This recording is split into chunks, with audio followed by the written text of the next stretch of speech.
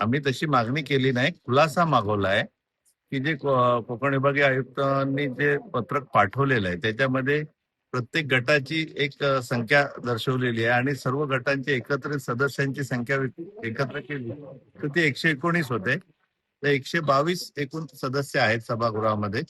तर ह्या सदस्यांमध्ये 3 सदस्य कमी राहिल्यामुळे आता महासभा लागत नाहीये किंवा काय आता इतर कारण आहेत त्याबाबत आम्ही खुलासा मागवला आहे आणि तुम्ही जे क्वेश्चन ठरवणार पक्षीय बलाबल ठरवणार त्यानुसार स्वीकृत सदस्य असू दे किंवा स्थायी समिती सदस्य असू द्या त्यांची नियुक्ती जी करणार आहे ती 119 प्रमाणे करावी किंवा 122 प्रमाणे त्याबाबत आम्ही खुलासा मागवलाय त्यांच्याकडनं आणि त्याच्यासाठी लेटर दिलेलं आहे.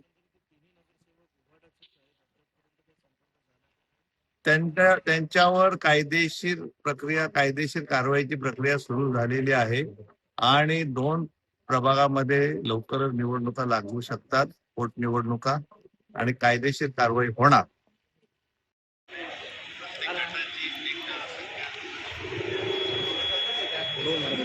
चालूमध्ये फोटो मार.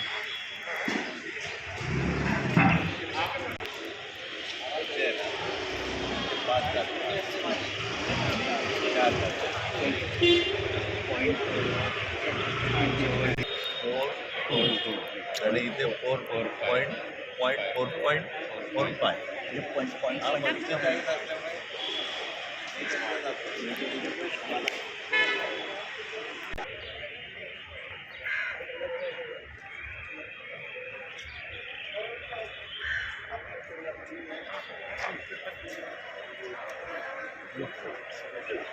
अरे फोटो मार.